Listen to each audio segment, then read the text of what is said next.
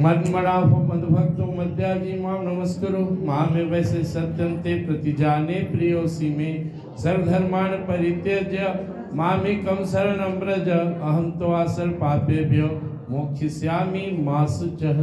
श्री कृष्ण शरणं मम। गीता जी का उद्देश्य है जीव बाहर जाए। तो हम जब साधक का जीवन जीते हैं ना, तो पहले एक बार अपने आप को सेल्फ मैनेजमेंट कर ले, थोड़ा समझ ले यहाँ का, इस संसार का, हमारे आने का और छूटने का जो नक्शा है ना, जो इसका प्रारूप, इसको समझना होगा। तो हम आए क्यों हैं? हम पर कर्ज है। हम दुनिया में क्यों आए? हम हो, आप हो, कोई भी हो, हम कर्ज लेकर आए और हम कब तक आते रहेंगे? जब तक कर्ज रहेगा। तो पहला मकसद क्या? हमें कर्ज ना लेना पड़े। दूसरा है हम निकलेंगे कैसे? तो मुक्ति शरीर की नहीं होती है, मुक्ति हमारी होगी। हम अज्ञान में, माया में फंसे हुए हैं, हम अपने आप को पहचान ले तो मुक्त हो जाएंगे। तो साधना बड़ी लंबी प्रक्रिया है। प्रयत्नादत मानस्तु योगी संसुत किलविषा अनेक जन्म संसिधा तत्व याति परांगति। इसमें अनेक जन्म भी लग सकता है। तो एक प्लानिंग के साथ साधना शुरू कीजिए। प्लानिंग क्या करना है? आप लोग यहाँ सत्संग आ रहा है, भजन आ रहा है, आपसे को पूछे क्यों आते हैं, तो आपके पास एक टारगेट पहले फिक्स हो। वो टारगेट क्या हो कि मुझे 4 महीना, 6 महीना, साल भर, 2 साल, 10 साल, 20 साल या इस जन्म तक, अगले जन्म तक अपने को जानना है। पहला टारगेट हमारा यही होना चाहिए, हम है कौन। तो जिसकी भी आप कहानी सुने, जो जी भक्तमाल की सुने, मानस में सुने, उनके पास 2 स्पेशल चीज है। या तो खुद को जान लिए तो खास हो गए, या भगवान की भक्ति प्राप्त कर लिए। तीसरा को ये जितनी सारी बातें हम सुना रहे नहीं टिकेगा। आप अपने जीवन में एक दिन याद करके बता दीजिए, दिन सुबह से शाम तक आप ठीक थे, बेचैन नहीं थे, मन में भटकाव नहीं था, अंदर राग द्वेष नहीं था। क्योंकि हमें बनाने वाला ही कह रहा है कि मैं तेरे अंदर 30 विकार डालकर तुझे बनाया हूं। रहने वाला व्यक्ति जिस घर में रहता, उस घर में 30 जीव जंतु रहते हैं। और कोई उसको कहे शांति से रह, शांति से। किसी के शरीर में कीड़े मकोड़े, ढेर सारे कांटे पत्थर हो, और कोई बोले शांति से रह, शांति से। ऐसे ही हम एक दूसरे को समझाते हैं। भगवान कहते हैं महाभूतानि अहंकारो बुद्धिरव्यक्तमेव च इंद्रियाणि दशैकं च पंचचेन्द्रिय गोचरा इच्छा द्वेष सुख दुख संघात चेतना धृति एतस्य समासेन सविकारम उदाहृतम। 5 महाभूत, मिट्टी, जल, अग्नि, हवा, आकाश। और मेरा लक्ष्य पड़ेगा सबका 5-5 गुण। मिट्टी का अपना गुण, जल का अपना, अग्नि, हवा, आकाश। बुद्धि अव्यक्त, उसके बाद हमारे अंदर मन, बुद्धि, फिर प्रकृति, फिर 5 इंद्रिय, 5 इंद्रिय का विषय, इच्छा द्वेष सुख दुख, इस शरीर का जो संघात, जड़ता, चेतना, धृति, इतना सबके अंदर डाला हुआ है। आप कल्पना नहीं कर सकते, सोच भी नहीं सकते भी। अगर आप साधक है तो सोचिएगा, एक घनघोर जंगल में आपको छोड़ दिया गया है। अब इसमें कौन सक्रिय है? एक तो 3 गुण में कौन कब सक्रिय हो जाए? त्रिभिर गुण मैर भाव वैरे भी संविदम जगत वही तब ना भी जानाती माँ में व्यय परम अव्य। 3 गुण ही कभी सतोगुण रजोगुण तमोगुण। आए सत्संग में भजन करने, अचानक रजोगुण जग गया तो ही टेंशन हो गया। गए मंदिर में पूजा करने, तमगुण जग गया, हमें पटका पटकी हो गया। ये 3 गुण, 5 महाभूत, इंद्रिय, विषय, ध्यान से इसको थोड़ा समझ लीजिए। किसी को कहा गया कि जो बाहर चला जाओ, चारों पट्टी कांटा, बाड़ा, दीवार है, जा टप जा। ये हमारी आपकी स्थिति है। तो ऐसा नहीं कि हम पहले बार आप सब सत्संग भजन कर रहे हैं। कितना जन्म लिए होंगे मालूम नहीं, कितने बार साधु संत बने होंगे, लेकिन हमारा टारगेट नहीं था, इसलिए हम नहीं निकले। जब तक आपके अंदर ये भाव ना आएगा कि मुझे परमात्मा को प्राप्त करना है, आप कितना भी पूजा पाठ जब तक कर रहे ना, उसका फल अच्छा बुरा मिलता रहेगा, आप यही रहेंगे। निकलने की चाहत होनी चाहिए कि हमें अपने को जानना है, हमें निकलना है। तो इसमें 2 ताकतवर चीज है। एक या तो आप ज्ञान प्राप्त कर लें या दूसरा भक्ति मिल जाए। भक्ति में आपका भार भगवान उठा लेंगे, ज्ञान में आप खुद को जान के निकल जाएंगे। तो हम बहुत भाग्यशाली हैं कि हमारे परम पूज्य गुरुदेव गीता घाट भगवान इतने सामर्थ्यवान है कि दोनों हाथ में दोनों है, ज्ञान वैराग भी ले लो या भक्ति ले लो। हम ऐसे समर्थ गुरु के पास बैठे हुए, तो करना क्या है?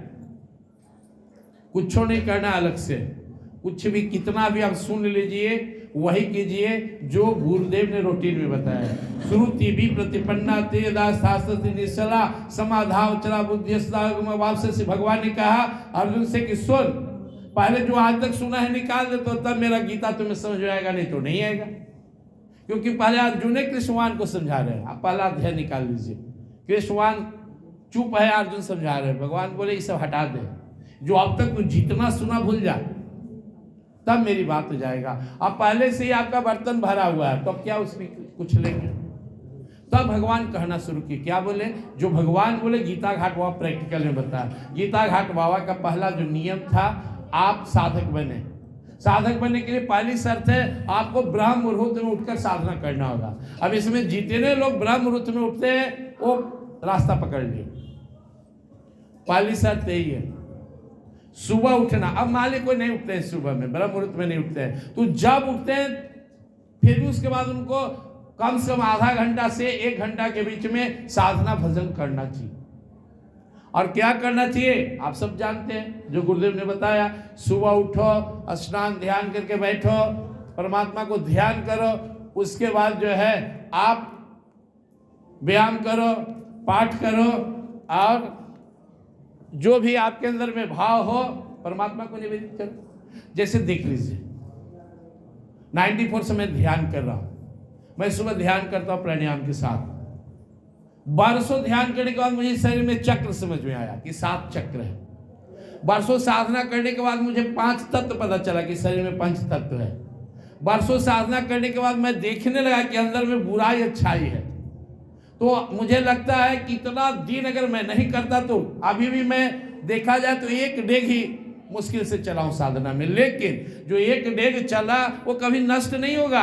आज मेरा प्राण छूट जाए तो मेरी अगली साधना वहीं से होगी जहां तक मैं साधना तय कर लिया हूं। इसमें डरने की बात नहीं है। मौत जब भी आएगी हमारी शुरुआत यहीं से होगी जितना मैंने आज तक कर लिया। लेकिन अगर सही दिशा में जा रहे हो तब ना, तो आपको पहला नियम बनाना होगा सबको। अगर आप सीरियस हैं, कल भी हम लोग चर्चा कर रहे थे, तो आपको पहले कुछ देर ध्यान का रूटीन बनाना होगा। अगर आप सुबह में एकदम समय नहीं निकाल पाते तो शाम में ध्यान कीजिए। आप एक बात याद रखिए, भगवान से अपनी साधना से और भगवान से कंप्रोमाइज मत कीजिए। 24 घंटा में आपका समय नहीं है भगवान के लिए, फुर्सत नहीं है। 10 मिनट आपको समय शुरुआत करना है कभी भी, और वो 10 मिनट समझौता मत कीजिएगा। रूम में अंदर से बंद हो जाइए और वो 10 मिनट सिंपल साधन है, गुरुदेव का ध्यान कीजिए बैठकर। कुछ जानकारी है, कुछ प्राणायाम जानते तो कर लीजिए, नहीं तो 2-3 सिंपल प्राणायाम हर कोई कर सकता है। ओम का उच्चारण कर लिए 5 बार। ओम का उच्चारण कभी भी हो सकता है, ऐसा नहीं कि खाली पेट। हाँ, खाना खाएं तो थोड़ा कम सांस लीजिए, तो 2-4-10 बार ओम का उच्चारण कर लीजिए। उसके बाद सांस में भगवान का, ओम का, जिसका आपका भाव है, नाम जप लीजिए। सांस लेते हुए वो सुनना है, आप छोड़ते समय माँ, सांस लेते हुए वो, छोड़ते समय माँ, ऐसे 10-20 बार कीजिए तो आप कॉन्सेंट्रेट हो जाएंगे, अंदर से आपका संपर्क जुट जाएगा। उसके बाद जो गुरुदेव का मूल मंत्र है, मैं श्रेणी आत्मा हूं, इसको कम से कम 10 मिनट लगातार जपते रहिए। शुरू में कुछ समझ में नहीं आएगा, नहीं समझ में आएगा। जब 2-4-10 लाख बार जाप हो गया ना, तो अंदर का गेट खुलने लगेगा। क्या जपना है? सबको याद है, मैं शरीर नहीं हूँ, इसमें रहने वाला दिव्य आत्मा हूँ, मैं आनंद में हूँ, शांति में हूँ, अजर हूँ, अमर हूँ, शाश्वत हूँ, सनातन हूँ, सचेतन हूँ, अविनाशी हूँ, सुख राशि हूँ, घट घटवासी हूँ, श्री परमात्मा का हूँ। मैं शरीर नहीं हूँ, इसमें रहने वाला दिव्य आत्मा हूँ, मैं आनंद में हूँ, शांति में हूँ, अजर हूँ, अमर हूँ, शाश्वत हूँ, सनातन हूँ, सचेतन हूँ, अविनाशी हूँ, सुख राशि हूँ, घट घटवासी श्री परमात्मा का। गुरुदेव कहते हैं ये जाप ही मेन साधन है। तो लोग पूछता था गुरुदेव कहने से कोई समझ नहीं आता है, तो गुरुदेव बोलते थे कि यह पलड़ा है तराजू का, इसकी एक पलड़ा पर 1 टन का सामान है, और दूसरे पर तुम रखोगे 1 किलो, तो बराबर होगा नहीं। तो लगातार कहते रहो मैं सही नहीं हूँ, तो जिस पर 1 टन है वो घट रहा है, और मैं इसमें रहने वाला दिव्य आत्मा हूँ, बढ़ रहा है धीरे धीरे। इसका असर शुरू होगा। असर क्या शुरू होगा? आपको ठंड कम लगेगी, गर्मी कम लगेगा, आपको डर भाग जाएगा, आपके शरीर के रोग आपको नहीं सताएगा। जैसे जैसे आप कभी ठंड में पड़ गए, आप जाप में बैठ जाइए, मैं श्री रहने वाला दिव्य आत्मा हूँ, आपका ठंड कमेगा, वेग शरीर का कमेगा।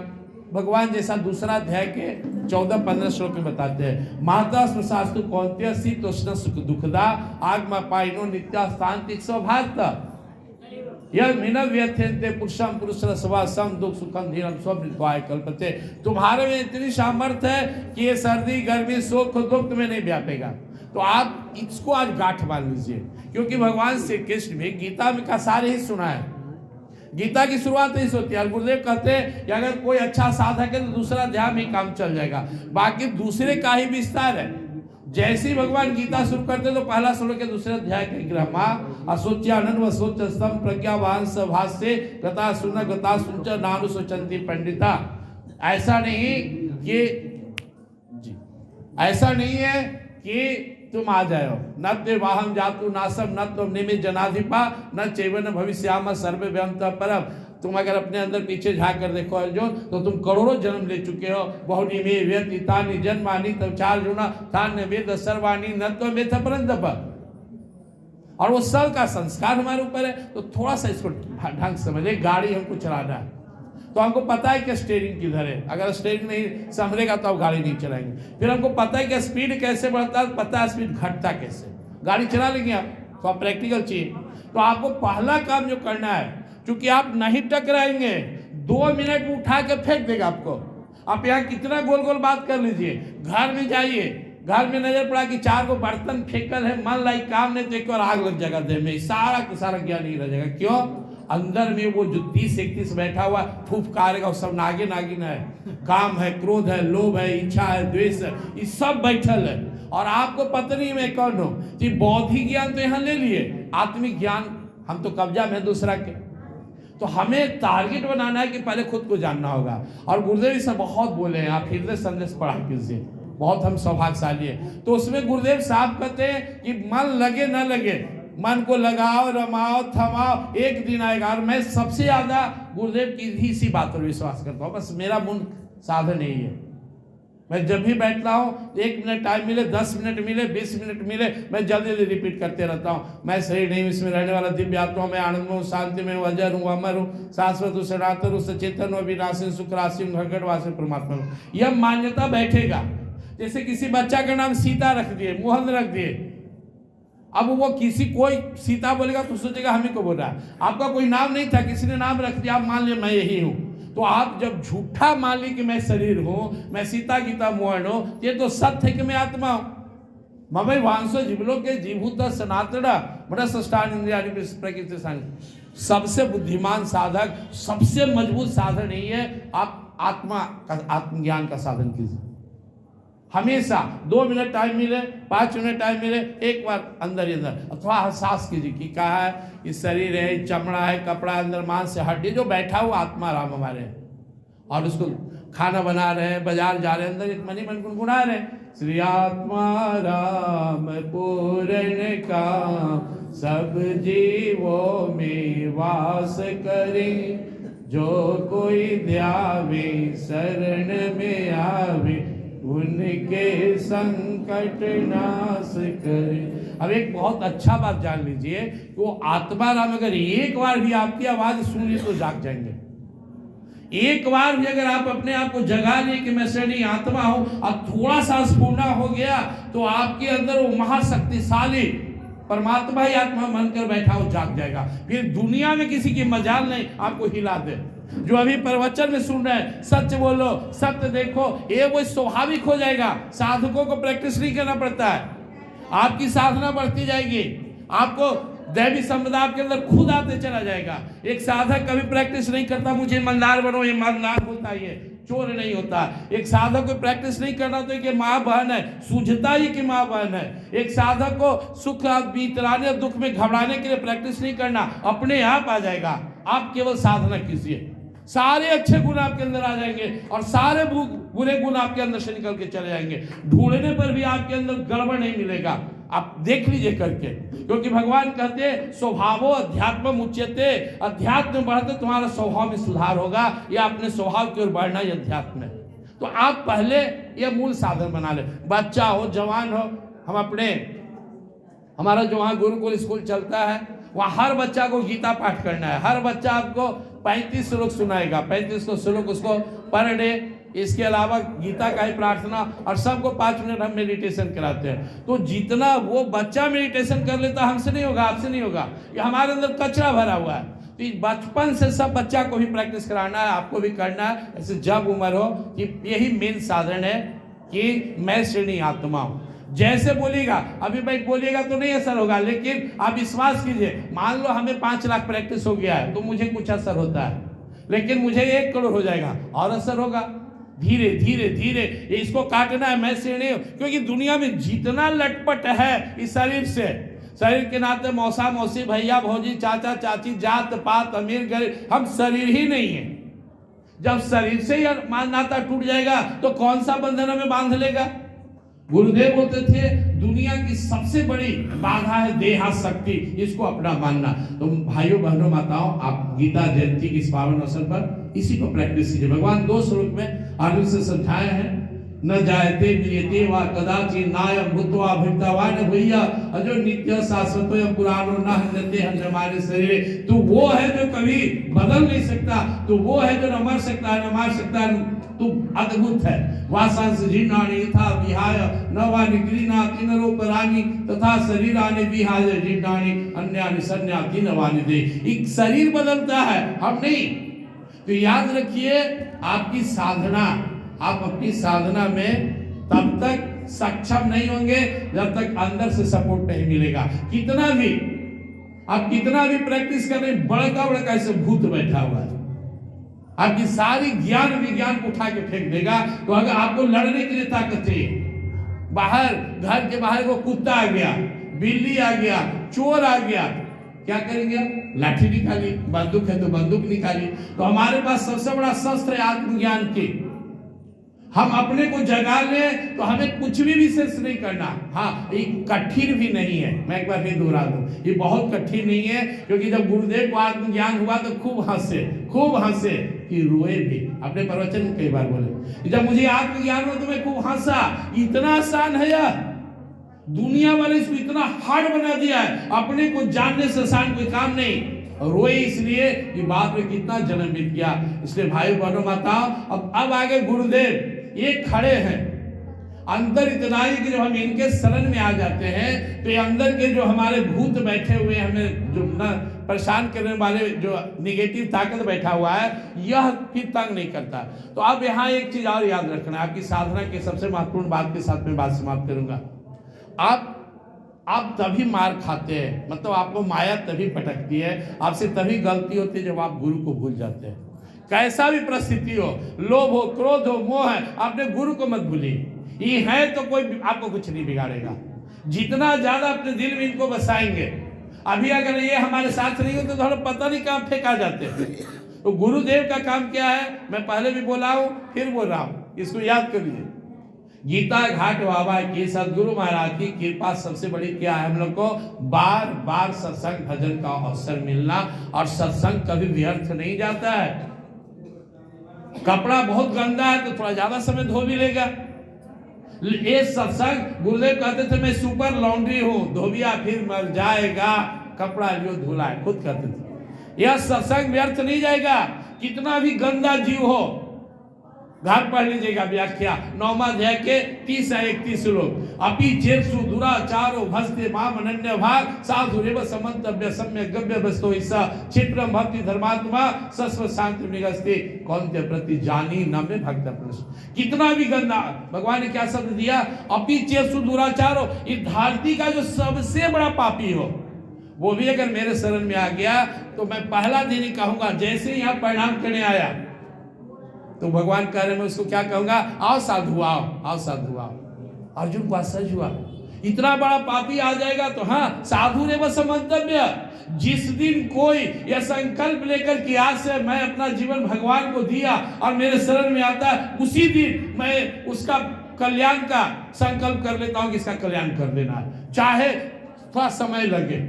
जिस दिन इस चरण में, इस शरण में वो यह संकल्प लेके आए कि अब मुझे आपका बनकर रहना है, उसी दिन आपका कल्याण का डेट फिक्स हो जाता है। सन्मुख होई जीव मोहि जमी, जन्म कोटि नासित हवे। तो गुरुदेव का बताया साधन करना है। भोर में उठिए, ध्यान कीजिए, 100, 200, 500, 1000 जितना बने मैसेज नहीं सुनने वाला आत्मा, इसका मन ही मन चिंतन मनन कीजिए। थोड़ा अंदर में आप जाइए, अपने अंदर देखिए ध्यान से। तो पहले जो विचार चल रहा है इसको पढ़िए, इसके नीचे दृष्टा भाव बन जाइएगा। अंदर बहुत सा प्रकाश चल रहा है, शब्द हो रहा है, किसी में मत फंसिए, बस अंदर जाते रहिए, अपने मूल की ओर बढ़िए।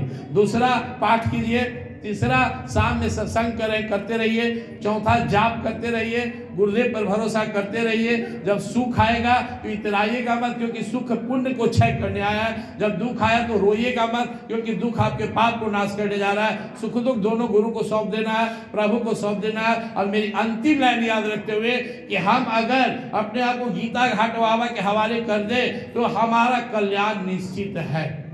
बस गुरुदेव कहते थे मनमानी करते, तो मैं क्या हम करते थे गुरुदेव, तो मनमानी मत कीजिएगा। बस इस सिस्टम को आप सारे लोग 4 चीज को सुबह ध्यान जरूरी है। ध्यान नहीं कीजिएगा तो जाइएगा कैसे? ध्यान माने अंदर जाना, ध्यान माने अंदर जाना। कोई आदमी कहता मैं ध्यान नहीं करता हूँ, ध्यान नहीं करेंगे तो आपको जानेंगे कैसे? कोई बोलता है मैं जाप करता हूँ, जाप भी ध्यान है, आंख बंद कर लीजिए।